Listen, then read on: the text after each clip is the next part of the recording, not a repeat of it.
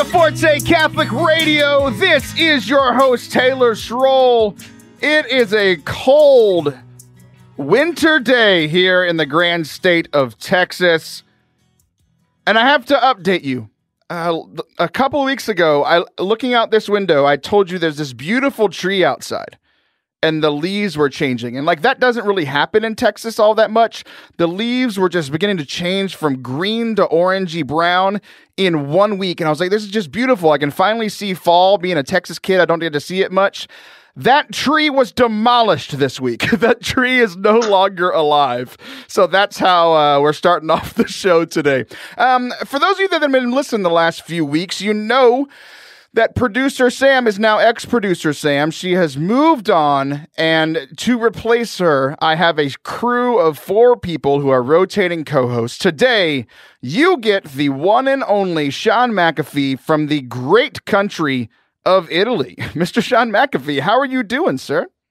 Well, let's clarify. I live in Italy. I am U.S. born, patriotic, military veteran. Let's have a moment of silence for the tree. I feel like we need the boo from Exploding Kittens. What's really funny is, does anybody know what Exploding Kittens is? It's a card game that Shaun and I play, which is it's interesting. But I want to argue one of your points. If you came to visit me, would I not say that you're coming from Italy? No, you just said Shaun from Italy.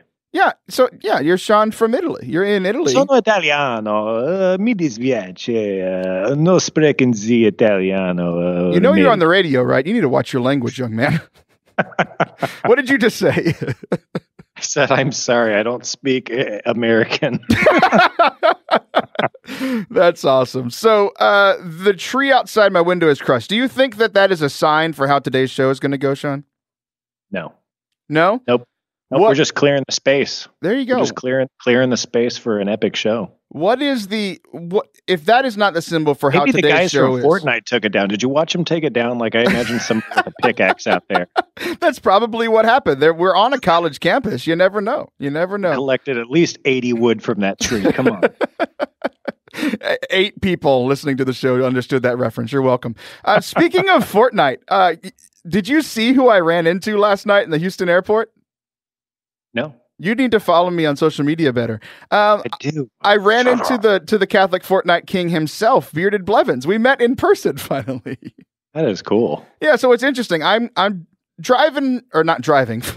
I wasn't driving the plane. Flying back from St. Louis. We're gonna talk all about St. Louis today. I went to St. Louis this past week for a conference, the National Youth Workers Conference. It's pretty much like essentially this show is brought to you by the National Youth Workers Convention. That was very difficult to say. That's why they call it NYWC. I was there all week. Just being poured into spiritually, but also like learning and growing. And it's just awesome. I have a ton of stuff to share from that, but we're going to start at the end of the trip. So we flew back, and right when I hit the ground, Father Anthony Sharapa and at Bearded Blevins, Jonathan Blevins, were making fun of me for 2 things. One, for like my crying, like cat face. Like I only use the cat emojis. And then the other one for like my singing videos. Well, I see when Jonathan is messing with me about the singing videos that he's posting that from the Houston airport. And I'm like, I just landed at the Houston airport. I said, which one are you at? Grab that geotag. Exactly. So we ended up being 1 terminal away from each other. So I go over there, and as I see him from afar, I take pictures of him in his natural habitat, the bar, and like we hug, we get to know each other, we talk, and like actually it's kind of funny. Ex-producer Sam was with me; she went on the trip with me, and so like he's just an awesome guy. He comes up to me. We've never met. He came on the show. It was the #1 show we've ever done, most listened to show we've ever done. And we've never met, and he hugs me. He's like, "Hey, man, it's great to see you." And then I introduce my friends, and I say, "This is actually, you know her as producer Sam." And he goes all out. He's like, "Oh my gosh, it's the legend! Producer Sam is here!" And I'm like, I've been telling producer Sam that she is so much more popular on Twitter than I am. and that like she's much more popular on the show than I am, even though it's my show and I created it, but whatever. And she finally got to experience that in person. Like, response to me, very good. Response to her, she's a legend. It was pretty funny. That is awesome. And then, so if you've been following the story, what do you think I made him do next? Buy you a beer. That's not what I made him do next, but he definitely did buy us all a drink. He was very, very generous in getting all of us a drink. But right after said drink, I made him be in one of my singing videos. So if you go to Instagram at Taylor Schroll, Facebook at Forte Catholic, or Twitter at Taylor Schroll, you can see the video of me and one of the Catholic Twitter leaders, Catholic Twitch leaders, just a great guy, but can't sing, and he's in my singing video. So I posted the singing video with the crying cat emoji faces. It was one of the best comebacks I've ever had in my entire life. Because he sings like a crying cat. Exactly. That was for you, buddy. All right. So we're going to talk about me this entire show because it's my show. But I just want to ask. See you later. How are you doing? I want to start there. Oh, my toes are a little numb. It's cold here in Italy too, and Italian floors are generally cold. They don't heat their houses the same way with like central air heating, so you have to do all the radiators. So you're always walking around, always have to have socks and house shoes on. So my feet are a little cold. It's almost 11 p.m. at night, and it's raining outside. And let's just say you owe me a few favors for doing the show last minute for you. So all of these Catholic radio shows, they get exclusives from Italy, and they get to like behind the scenes in the Vatican. You get to know what's going on in Rome. Here on this show, exclusively from Northern Italy, you get to know how people's toes are doing. Did you just pour your big gulp into another cup? What was that sound effect I heard? We didn't make a sound effect. I think you're hearing things. I think it'll show up later. Okay, good. So yeah, we get behind the scenes into how Italian houses are floored. So I'm just really happy to bring you this hard-hitting Catholic reporting here on Forte Catholic. Yes, this is 1600-year-old mosaic floors in my house in Torre di Quarta Solo. You poor guy. Thaddeus Romansky, who has a moniker on this show that we won't share so as to not out him. But he's playing the tiniest little violin for you right now. Thaddeus, you can use your words. You have complete control over the soundboard. Producer Sam left us. New producer, Mr. AJ Barrows, decided he wanted to like be with his family or something for Thanksgiving. So he's up in Colorado, which is cold. St. Louis, where I was cold. Texas is not as cold. You're in Italy, which gives you now, frostbite. What's the temperature there? Let's define cold. What's the temperature there? It's in the 40s today. We're in the 30s. Oh, look at that! Not too far off. So usually you guys are colder than us. Italy's not that cold anymore. I don't know about all that. Texas is pretty hot. We're kind of known for that. I don't know. It snows every year in Texas, though, right? At least whenever I was there, I was north of Dallas. Well, that's the thing. That's Dallas. We don't count them as part of Texas. At least they're fans, right? Yeah, exactly. Yeah, like South Texas, like the town that I grew up. In my 29 years of existence, it has snowed an exact amount of one time. Wow. Yeah, that was I was looking for a bigger response to that. South Texas, him ho had not one time, huh? You say that like it's not true, but I see horses rocking around my neighborhood all the time. But anyway, so we mentioned Thanksgiving, and we are like 10 minutes into the show. Happy Thanksgiving, everybody! This show actually airs on Thanksgiving Day, so I hope that none of you are listening on the radio live and are with your families. Or it would be pretty cool to have to just be like, I don't know what show comes on before mine, but you're just like listening to Catholic radio in your house, you know, making your turkey. Hopefully the turkey's been put in the oven by now because it's 10 a.m.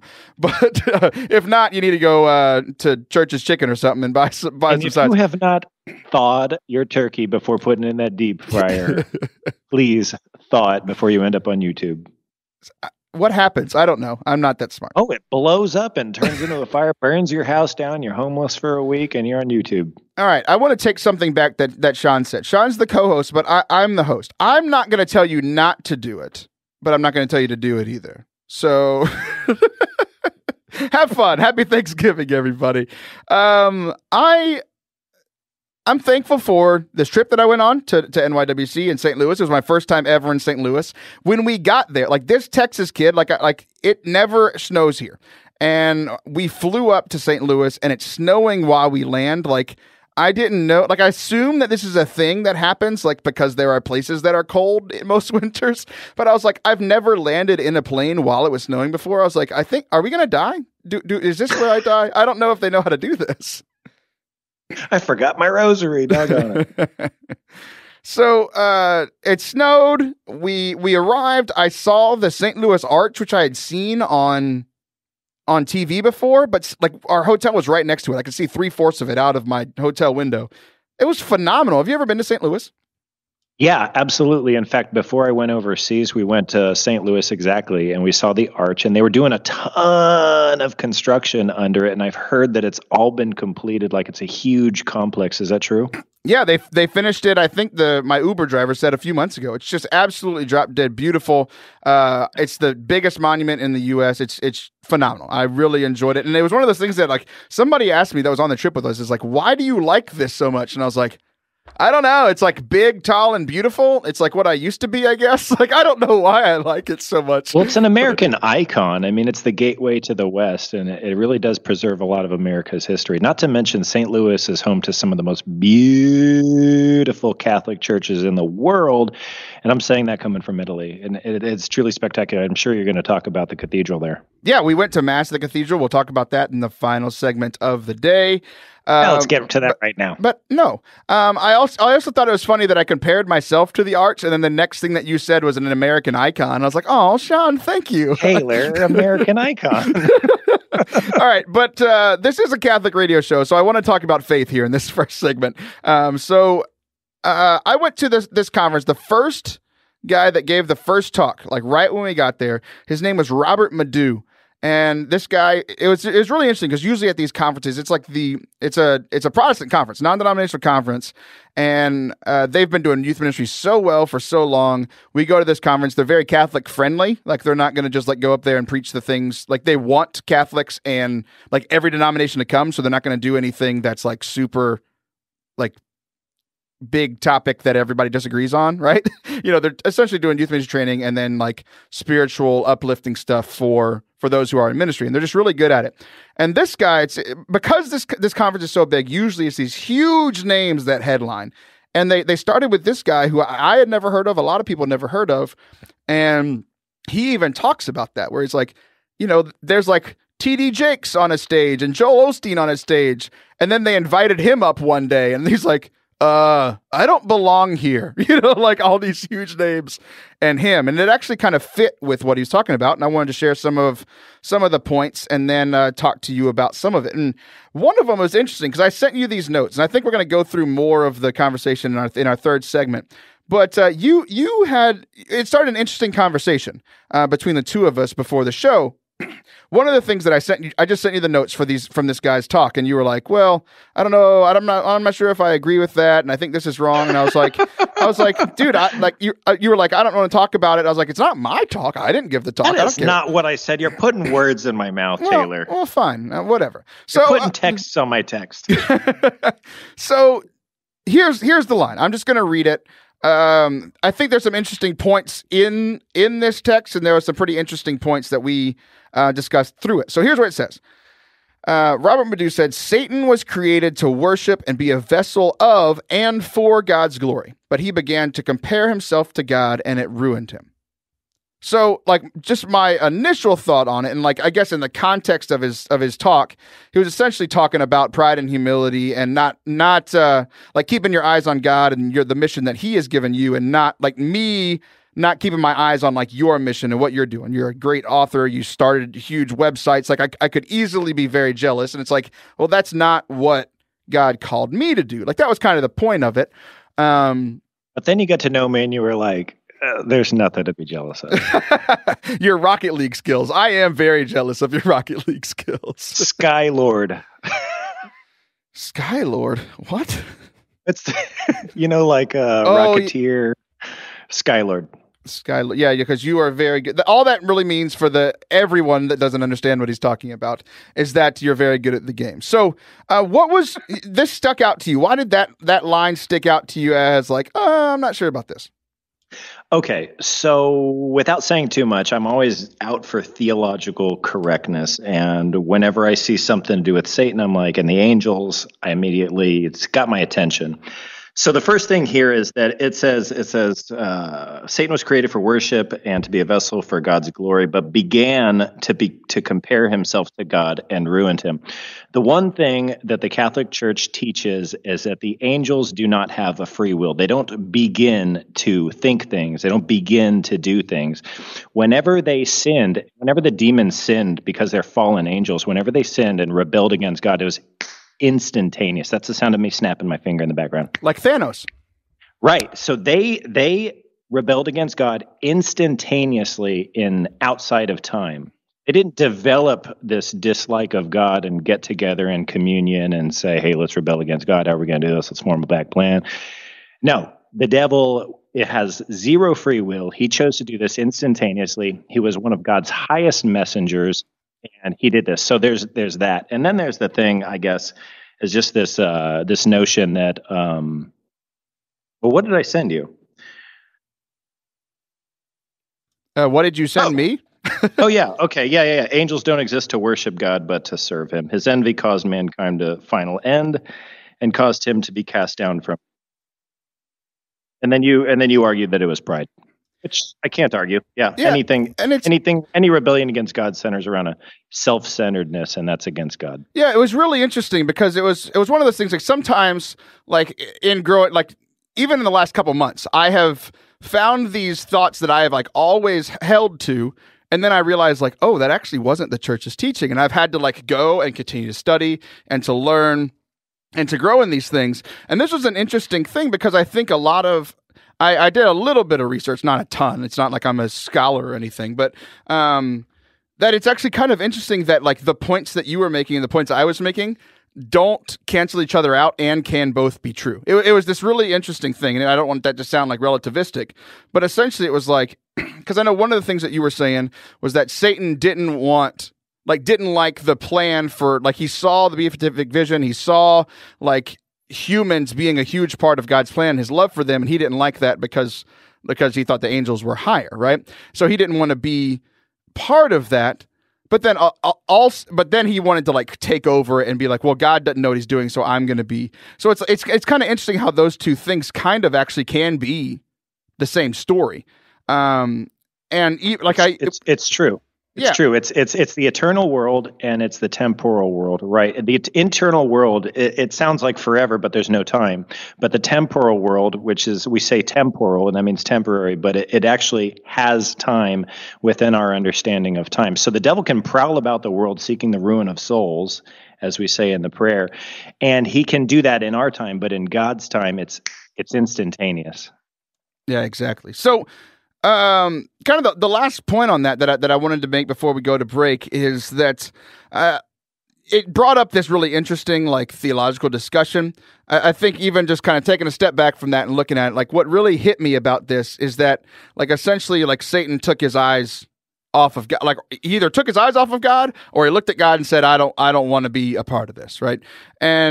And I think like what it meant for me, like in the context of this ministry conference, was that he was essentially talking about everybody in ministry, and I think people in general, but specifically for people in ministry, it's like, oh, I don't have that many followers on social media, or I don't have as many speaking gigs as this one guy. It's like God wanted you to stay in your lane. And like I think my favorite quote that he said, he actually ended with, God gives you the grace to run your race, not everybody else's. Like, so it's like God has a specific mission for you, Shaun. He has a specific mission for me. He has a specific mission for every one of our listeners.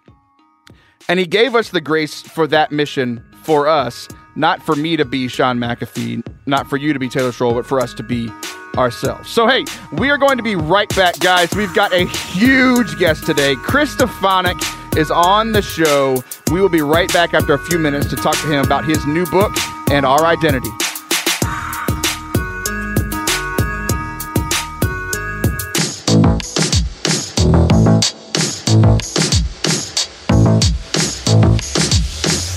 Welcome back to Forte Catholic. We have a great interview for you right now. When huge guests come on and they say they can't record during your time, you move mountains to get to the time that they want to record. I did that way back in the day for a guest the first time I met him, named Shaun McAfee. Shaun, you still there? Yeah, I'm here. Yeah, so I came and I recorded very early because of the time difference with you being in Italy, but now that you're just the co-host, we're recording and it's very late at your house. It's okay. This is Forte Catholic. I'm down for anything. There you go. All right. So we had another big guest, Stefanick. I interviewed him by myself a couple of weeks ago. Here it is. Enjoy. All right. As promised, I am here with a man that I have looked up to for quite some time. He is much better looking than me and just commands a room whenever he is on a stage, doing some great things for the church. Stefanick, how are you today? Brother, so good to be with you, man. Got a slight cold, but I'm happy. I'm very happy that you're here. I'm very sad that you have the cold, and we're just going to pray it away in Jesus' name right now. We're just going to spend this entire time together just praying away your cold. Listeners, if you would join me, extend your hands towards wherever Chris is in the world, which could be anywhere in the world at this moment because he travels all over the place. Take a guess. If you miss, it doesn't work. Yeah, that's right. Dang, I still have the cold. Yeah, I'm in the wrong direction. One of us will have to get it right. I'll just extend both hands in a general direction, and we'll be good. There all right. It is, man. So I'm happy to have you here. Everybody knows who you are. I don't have to take time to introduce you. Everybody knows that you're this great speaker, great author, founder of Real Life Catholic. So I want to switch it up a little bit, and everybody knows that stuff. Whenever somebody that doesn't know you at all asks you who you are, what's your answer? I'm an evangelist and a husband and father. That's it. There you go. That's it, man. That's a quick summary. Let me see if I know what you're doing. What I think you're doing is if you just say the three things that you're good at, it makes you look really good at everything, but you're just really good at those three. Is that fair? Yeah, right? That sounds good, man. That covers the whole gamut.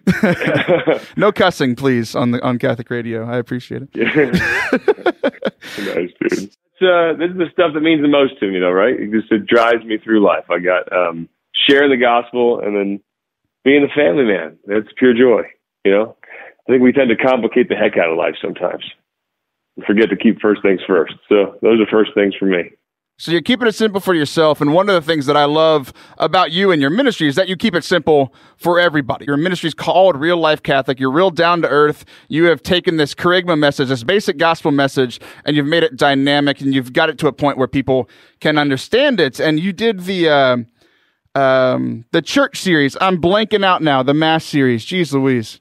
Oh, Alteration. Alteration. There you go. So we did that series with a group of people. We had a group of kids who were going to Mass every week, and they were just like, blah. They weren't enjoying it at all. And we actually sat them through that session, and it worked, man. They perked up whenever you spoke. You've got a real gift. And so I'm happy to... Praise God. Yeah, happy to be here to talk to you today about your new book and your new avenue you're going down called I Am Blank. I love the title. How am I supposed to say that correctly? I am blank? Yeah, just call it I am. I am. There you go. I am. You know, the title kind of... I mean, that blank is like that. That's whatever we put in that blank. It kind of starts to shape our whole lives. And the way that we see ourselves shapes how we act, and how we act shapes our whole lives. You know, so what do you put in that space? You know, I am. What do you think you are? And so often we define ourselves in light of a mistake we made, or some inadequacy we perceive in our own hearts or lives, or we define ourselves in light of some tragedy we went through. Yeah, and we often don't even know that we're doing this. I mean, I went to an event recently, and a woman came up to me after with tears in her eyes. She said, "Chris, I had 12 miscarriages. For years, I believed I was cursed. Wow. And I didn't even know I was telling myself that. Tonight, I claim the truth that I'm a daughter of God." You know, it strikes me. She said, "I didn't know I was telling myself that." Like, we tell ourselves the most horrible things, and we don't even know we're doing it. But that shaped her whole life. And we got to get into the head game, man. We think, but we don't think about what we're thinking or why we're thinking it. And 2 Corinthians, St. Paul says, we take captive every thought and make it obedient to Christ. I'm just so sick of seeing God's people walk around with their heads low, their shoulders slumped, and they don't walk around as if they're royalty, as if they're redeemed by God, as if they're on their way to heaven, to eternal glory, because they're telling themselves garbage. So this book is about rewiring how you talk to yourself, and really, as a result, you rewire everything in your life, including your mood, frankly. This interview and this book comes at an interesting time for me because I've been talking with people for the last, month or two. It's kind of been the focus of my mentorship, the focus of my prayer, where every about 18 seconds or so, I oscillate internally between I am God's gift to humankind and everything I touch falls apart. Like, that's how I think about myself. So all throughout the day, it's going back and forth and back and forth and back and forth. And you're talking about these which is interesting because most people are on one side of those, right? They get stuck in, I'm not good enough, or I'm super prideful. And I'm just there all the time. So you're helping people see themselves the way that battle. God. Yeah, it's the classic angel and demon on either side. I'm just not sure which side is the angel and demons. That's it, man. No, it literally is the battle, the devil's called the accuser. He wants to rip you down. The Holy Spirit's called the advocate.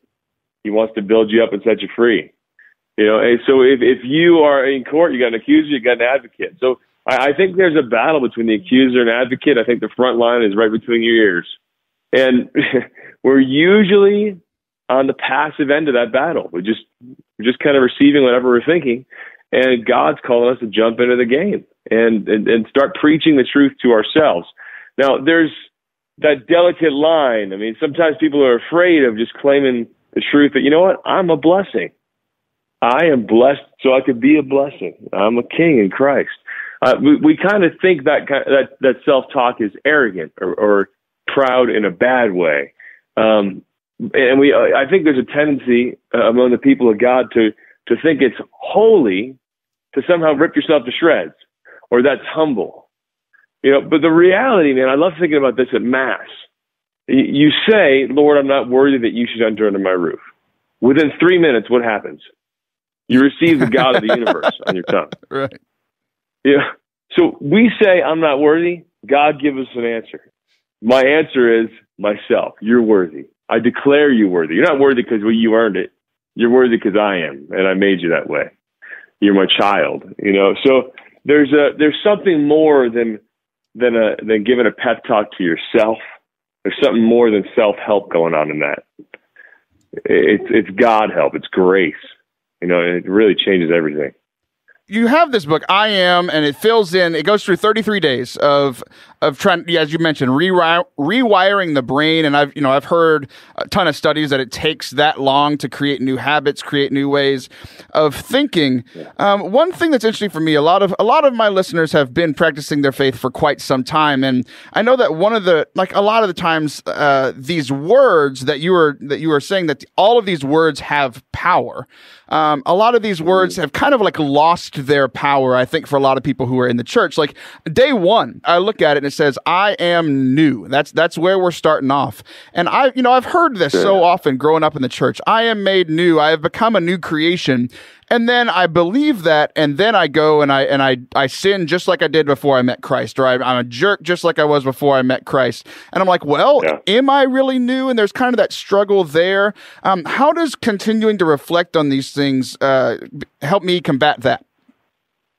Well, we tend to act out of how we see ourselves, right? And that's why in Scripture you see, I think it was St. Peter pleading, don't you know that you're redeemed by not just by a perishable sum of silver or gold, by the precious blood of Christ.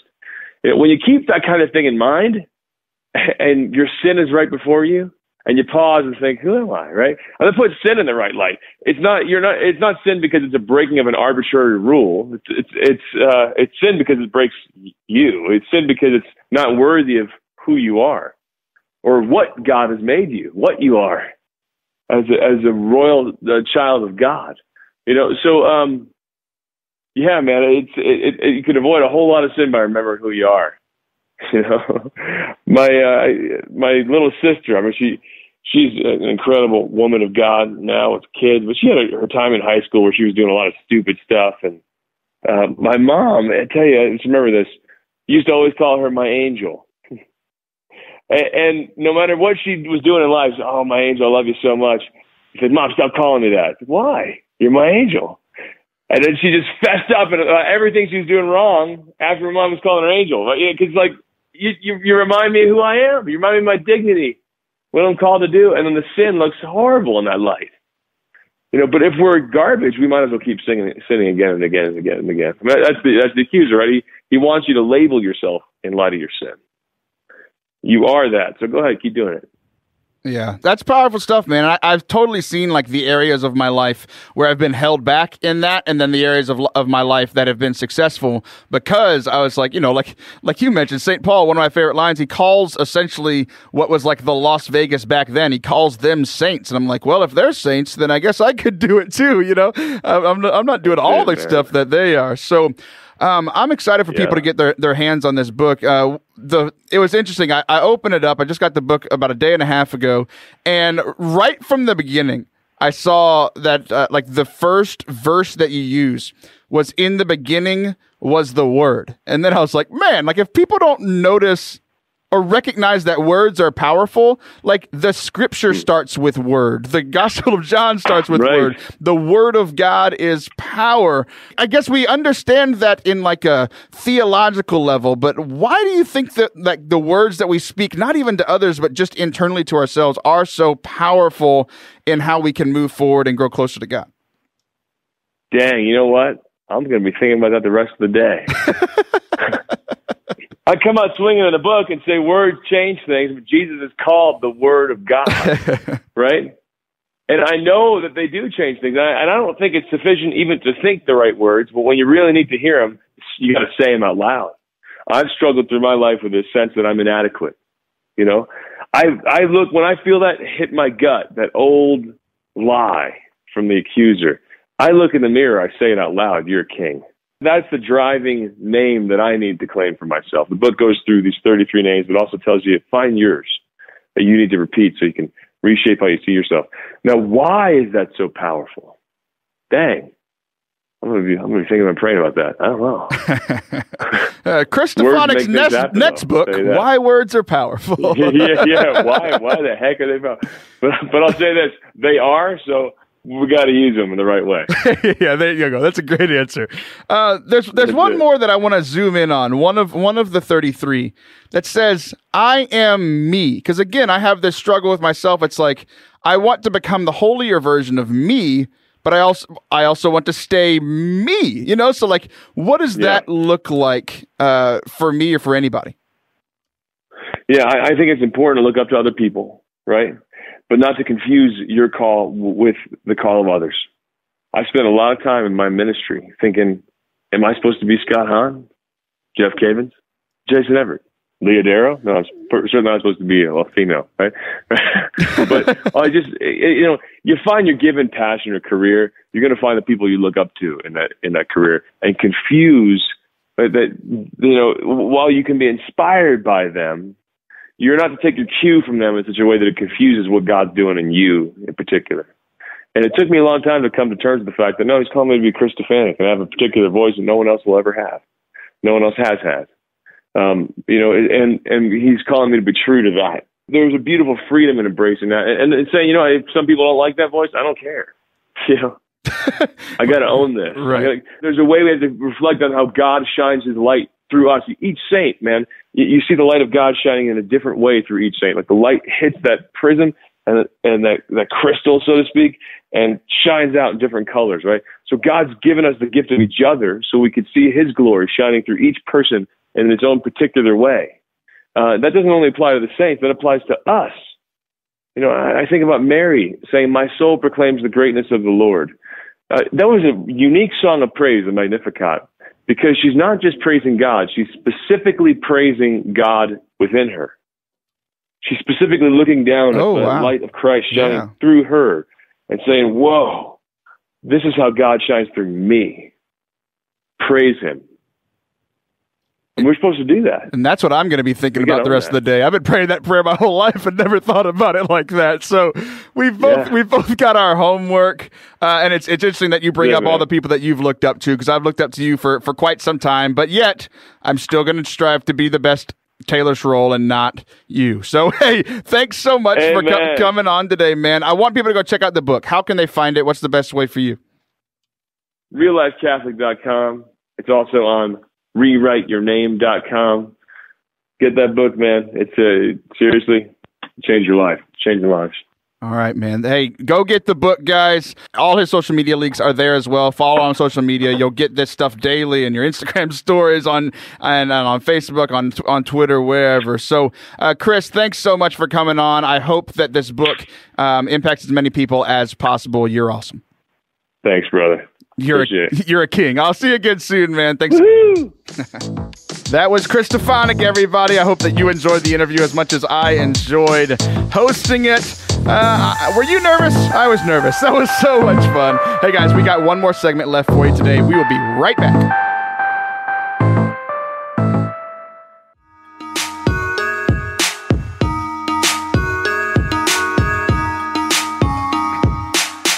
Welcome back to Forte Catholic. This is Taylor Schroll. I am joined by one of the top 4 co-hosts of Forte Catholic, Shaun McAfee. Shaun, hi. It's very late over there. What time is it over in the great country of Italy? It just passed 11:04 p.m. It just passed 11:04, so that would make it 11:05? Am I reading you correctly? Correct. That was oddly specific. So you get to live in a vacation destination all the time. That's where your home is. So that's kind of odd. Like you're just vacationing when you go home. I like to think of it as an extended pilgrimage. This is a very unique place to live. Yeah, you're always talking about and like posting these pictures and videos of these beautiful churches, and I get very jealous. Yeah, it's a good place to live. Sometimes, honestly, I do think about some of my drives through Colorado or Wyoming, of California or Nebraska or the East Coast, and I think about, you know what, I really miss the wide openness of the United States, because every single point in Italy is filled with something. And there's so much noise here, but the United States does have its unique places too, and there's a lot of great churches there as well. Most people name drop people on Catholic radio. You just name dropped random states for some reason. What up, Nebraska? You know what? I'm going to look up how many listeners we have in Nebraska whenever we're done with the show, and I'll be sure to let you know. They have a huge Catholic follling there. I'm not sure about Forte Catholic, but I'm sure this will boost at least one viewer. One viewer? One listener. Viewer? You're a very smart man. I listen with my mind. Wait, you know what we're talking about. Were you trying to segue into our topic for this segment? Leading with your abs. No, we're talking about leading with your gut, which means only using half your brain. But it's my show, and I was actually trying to segue into me talking about the beautiful church I went to in St. Louis. Would that be okay with you? Yes. Okay. So, being here in Central Texas, like I've been to the Alamo. That's probably the coolest church that I've been to in Texas. So not quite as beautiful as some of the ones in Italy, and just frankly not in good repair. I mean, it's a very old building. But I went to St. Louis, and I was very, very impressed by the beauty, by the size of this thing. For you that are listening or watching somehow, you could go check out the pictures that I posted of this church on Twitter at Taylor Schroll, on Instagram at Taylor Schroll. Just a beautiful, beautiful church. And it was one of those things that, like, I'm a large guy. Like we had this whole thing about a month ago about if I could beat a small elephant in a fight. Like, I'm big enough to have that conversation. 6'2", 250 pounds. I felt like I was a little ant in that church. That church, if I had to guess, it was at least 100 feet tall. Just absolutely beautiful. Shaun, when you walk into these beautiful churches in Italy, like describe the experience, because it's a thing that I don't experience often, and I definitely experienced something very different when I went to this Basilica Cathedral in St. Louis. How do I describe that? I don't know. There's two feelings that go on. You compare most churches to the best church you've been in, and then you try to find a unique experience in the church that you're in. So I try to find something very unique in all of the churches that I see here in Italy. So the first thing I do is I probably try to look at the artwork, or look at the architecture, or look at the age of the church, and I try to imagine to myself who might have walked through this church. So sometimes I study the routes of certain saints, where they traveled, St. Dominic, St. Francis, or even the ancient poets like Dante. He was exiled from Florence. He went up to Verona and made his way down to Ravenna. So he probably came through my area here up in Veneto, close to Venice, and maybe walk through some of the churches here. I just got some feedback. I'm just laughing because Thaddeus, who is producing today's show, is a history major, and he just started arguing with you. He is a historian. He's a doctor of history. Very fancy. Dresses very fancy, talks very fancy. And he muted my mic and his mic to tell me that you were wrong. I really like Thaddeus a lot. I don't know if I've said that. Which part was I wrong about? He said that Dante wasn't ancient. He was from the Middle Ages. I don't know why it matters, but it really does to Thaddeus. So I wanted to just put it out for everybody watching the show right now. So let's put it this way. He ended the Middle Ages with the Divine Comedy. It was written 800 years ago. Post this on Instagram and ask people if they think that 800 years ago is ancient. I don't think you heard me correctly. No one cares. I think that's the main point that I was trying to make. Thaddeus, I apologize. Thaddeus, I want your commentary. I didn't mean to derail the segment. I'm sorry. This was like inside, behind the scenes. I'm sorry. They're like Thaddeus, his 8 professors, and the 4 people that he graduated with really cared about this topic being clarified. And I don't think any of them listened. Do you think any of your history professors listened to Forte Catholic, Thaddeus? Probably a better chance of that guy in Wyoming picking up the Forte Catholic show on his podcast list than, some of my professors. That's probably true. It'd be here, I'm going to let you retry it. Say that same thing, but say the state of Nebraska, and that joke will be brilliant.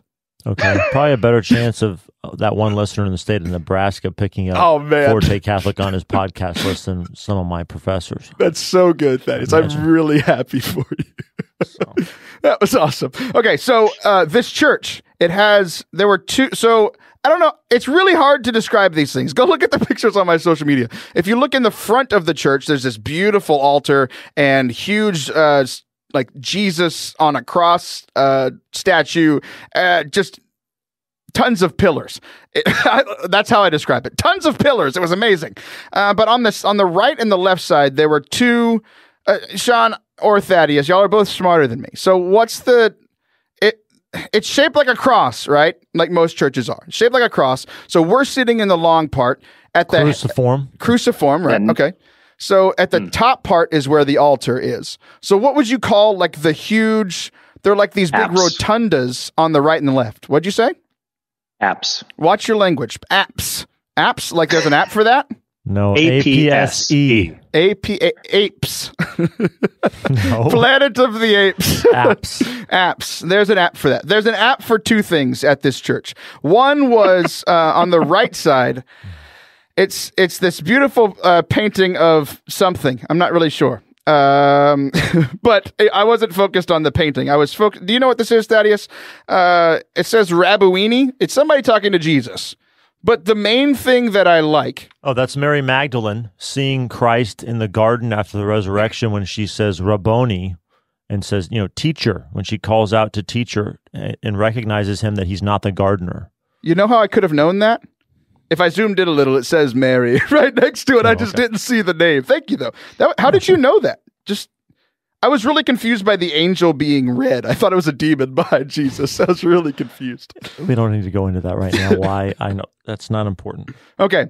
Thaddeus is usurping me as the co-host. You see this? Shaun, you're still here? I forgot about you. Hey, listen, fellas, I didn't even mean to. Like I said, I wasn't trying to hijack the segment. I'm muting my microphone right this now. Is now called Epic Thaddeus Forte Catholic. What's really funny is Thaddeus is everybody's favorite character on the show. He just usually doesn't come on as Thaddeus.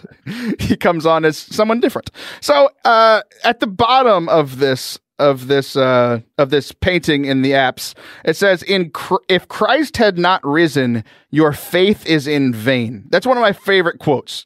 Shaun, have you heard that before? Yeah, it's from one of the church fathers. I can't remember who. You know who probably knows? Thaddeus. The muted historian. We're gonna move on. We'll never know now. On the other side of the church, it's Pentecost, where it's like all of the apostles are there, and there's literally like they're all engulfed in fire. And I just thought it was really interesting. Like, I don't think I had heard this until maybe a year or two ago, but Mary's there. Like, Mary's present. Like, usually, like, all growing up, I just pictured it being like the 11 apostles plus the new Taylor. guy. Yes? Interrupting cow moment. 1 Corinthians 15:14. And if Christ is not risen, then our preaching is empty. Okay. Not a church father, an apostle. Wait, read it again. If Christ is not risen, then our preaching is empty and your faith is also empty. Okay, so I guess empty and vain are the same thing. The Bible? Yep. Okay, Yep. It was a church father. His name was Paul. There you go. They're all church fathers, I suppose. See, we were right. Paul was not there at Pentecost. He was busy being not Christian. So I just thought it was really interesting to have Mary there with the apostles. And I had heard that maybe a year or two ago, but to see it was really powerful. Had you ever heard of Mary being at Pentecost? Yeah, absolutely. This is where we get the modern interpretation of the novena, where she was with them for 9 days, and she had also gestated Christ for 9 days. And so now we pray and mourn sometimes also for 9 days. Thaddeus unmuted himself. I can't wait. Well, and silently I asked if I could bust Taylor's chops. It wasn't silent. Everybody could hear you. The other way you might know if that Mary was at Pentecost is if you pray the Rosary more, because that's one of the glorious mysteries of the Rosary. Wait, also if you read there? Acts chapter 2, it's there. Yeah. That Mary was there. Okay. Yeah. I thought you were going to come with Shaun's point. Is it also in the scriptures that Mary was there? No, but yeah. I mean, it's definitely... Wait. Shaun said yes, and Thaddeus said no. No, I'm just saying you would know that from praying the mysteries of the Rosary. Yeah, we all know that I don't pray the rosaries. But I know, and that's why I said, can I bust your chops a little bit? But I don't think I've prayed a rosary before. Like, I don't think it says that Mary was at Pentecost when in the rosary, does it? Like, if you do a scriptural rosary, or if you do a meditative rosary with an icon or something there, usually those pictures have Mary portrayed in the upper room with the disciples. Wouldn't you say, Shaun? Thaddeus is trying to say that if you pray with an icon, you start seeing things. What's really funny is that, like, we started off with Taylor doesn't pray rosaries enough, and then it became, well, to get the point I was trying to make, you have to use a rosary, the right icon, the right scriptural prayer, and also have a great imagination. I guess Shaun is an iconoclast, is what we're finding out. I don't know what that word means. Now now Thaddeus is the host and Shaun is the co-host, and I'm just the idiot talking into a microphone. Hang up, Taylor. You're fired. Hang up. Welcome to Historical Catholic with Thaddeus Romansky. Oh, boy. All right, I'm muting myself again. All this to talk about a pretty church that I went to. Wait, okay, but does it really say that Mary was there in the scriptures, Shaun? Yes. Where? I'll find it. Hold on. Okay. While you find it, I'm gonna move on. You find it. Let me know when you find it. One of the interesting experiences of going to this cathedral for Mass is that, like, yes. Okay, Acts 1:14. They all joined together constantly in prayer. This is where the 9 days comes from for a novena, along with the women and Mary, the mother of Jesus, with his brothers. There you go. And I guess it said, like, because they didn't leave, we assume that she was there 9 days later. Correct. Okay, gotcha. That makes sense. Thank you. It's just so great to have these two scholars, one of whom has a doctorate, and the other one, what's the furthest schooling you've gotten, Shaun? I have a master's in dogmatic theology. See, there you go.